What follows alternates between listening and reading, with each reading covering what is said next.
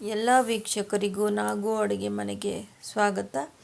ಈರುಳ್ಳಿ ಮತ್ತು ಟೊಮೊಟೊ ಹಣ್ಣನ್ನ ಬಳಸ್ಕೊಂಡು ಸಖತ್ ಟೇಸ್ಟಿಯಾಗಿರುವಂಥ ಚಿತ್ರಾನ್ನನ ಯಾವ ಥರ ಮಾಡೋದು ಅಂತ ನೋಡ್ಕೊಂಬರೋಣ ಬನ್ನಿ.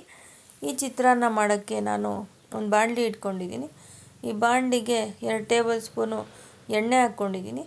ಎಣ್ಣೆ ಕಾದ ನಂತರ ಒಂದು 1/4 ಟೀ ಸ್ಪೂನಷ್ಟು ಸಾಸಿವೆ ಹಾಕ್ಕೊಂಡಿದ್ದೀನಿ.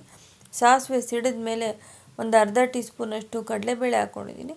ಕಡಲೆಬೇಳೆ ಒಂಚೂರು ಫ್ರೈ ಆದ ತಕ್ಷಣ 3 ಹಸಿರುಮೆಣಸಿನ್ಕಾಯಿನ ಸಣ್ಣಗೆ ಹಚ್ಚಿಟ್ಕೊಂಡಿದ್ದೆ, ಅದನ್ನು ಹಾಕ್ಕೋತಾ ಇದ್ದೀನಿ. ಮೆಣಸಿನ್ಕಾಯಿ ಫ್ರೈ ಆದಮೇಲೆ 2 ಈರುಳ್ಳಿನ ಉದ್ದುದ್ದಕ್ಕೆ ಕಟ್ ಮಾಡಿ ಇಟ್ಕೊಂಡಿದ್ದೆ, ಅದನ್ನು ಕೂಡ ಹಾಕ್ಕೊಂಡಿದ್ದೀನಿ. ಈರುಳ್ಳಿ ಹಾಕ್ಕೊಂಡ್ಮೇಲೆ ಮೆಣಸಿನ್ಕಾಯಿನೂ ಈರುಳ್ಳಿನೂ ಸ್ವಲ್ಪ ಮಿಕ್ಸ್ ಮಾಡಿಕೊಂಡು ಈ ಥರ ತಟ್ಟೆ ಕ್ಲೋಸ್ ಮಾಡಿಟ್ಕೊಳ್ಳೋಣ. ಈ ಥರ ತಟ್ಟೆ ಕ್ಲೋಸ್ ಮಾಡಿಟ್ಕೊಂಡಿದ್ರೆ ಈರುಳ್ಳಿ ಬೇಗ ಫ್ರೈ ಆಗೋಗುತ್ತೆ. ಅದಕ್ಕೋಸ್ಕರ ಈ ಥರ ಮಿಕ್ಸ್ ಮಾಡಿ ತಿರ್ಗಾ ಇನ್ನೊಂದು ಸಲ ಪ್ಲೇಟ್ನ ಕ್ಲೋಸ್ ಮಾಡಿಟ್ಕೊಂಡಿದ್ದೀನಿ. ನೋಡಿ, ಇವಾಗ ಈರುಳ್ಳಿ ಫ್ರೈ ಆಗಿದೆ, ಗೋಲ್ಡನ್ ಬ್ರೌನ್ ಆಗಿದೆ.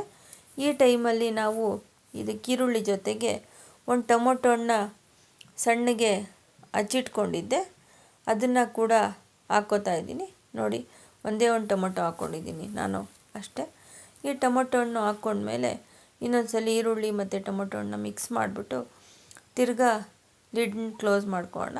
ಟೊಮೊಟೊ ಬೇಗ ಬೆಂದೋಗುತ್ತೆ, ಜಾಸ್ತಿ ಟೈಮ್ ಏನು ತೊಗೊಳ್ಳಲ್ಲ. ನೋಡಿ, ಇವಾಗ ಟೊಮೊಟೊ ಹಣ್ಣು ಬೆಂದಿದೆ. ನಾವಿವಾಗ ಇದಕ್ಕೆ ಒಂದು ಅರ್ಧ ಸ್ಪೂನಷ್ಟು ಉಪ್ಪು ಹಾಕ್ಕೋತಾ ಇದ್ದೀನಿ. ಈ ಉಪ್ಪು ಹಾಕ್ಕೊಂಡ್ಮೇಲೆ ಇದನ್ನು ಮಿಕ್ಸ್ ಮಾಡ್ಕೊಳ್ಳೋಣ. ನೀವು ಇದೇ ಫಸ್ಟು ನನ್ನ ಚಾನಲ್ನ ನೋಡ್ತಾ ಇದ್ದರೆ ನಮ್ಮ ಚಾನಲ್ಗೆ ಸಬ್ಸ್ಕ್ರೈಬ್ ಆಗಿ. ನಾನು ಮಾಡೋ ರೆಸಿಪಿದು ನೋಟಿಫಿಕೇಷನ್ನು ನಿಮಗೆ ಫಸ್ಟ್ ಬರುತ್ತೆ. ನಾನು ಮಾಡೋ ಅಡುಗೆನೆಲ್ಲ ನೀವು ಕೂಡ ಮನೇಲಿ ಟ್ರೈ ಮಾಡ್ಬೋದು. ಅದಕ್ಕೆ ನೋಡಿ, ಇವಾಗ ಎಲ್ಲ ಮಿಕ್ಸ್ ಮಾಡಿದ್ಮೇಲೆ ಒಂದು ಚಿಟಿಕೆಯಷ್ಟು ಅರಶಿನ ಹಾಕ್ಕೋತಾ ಇದ್ದೀನಿ.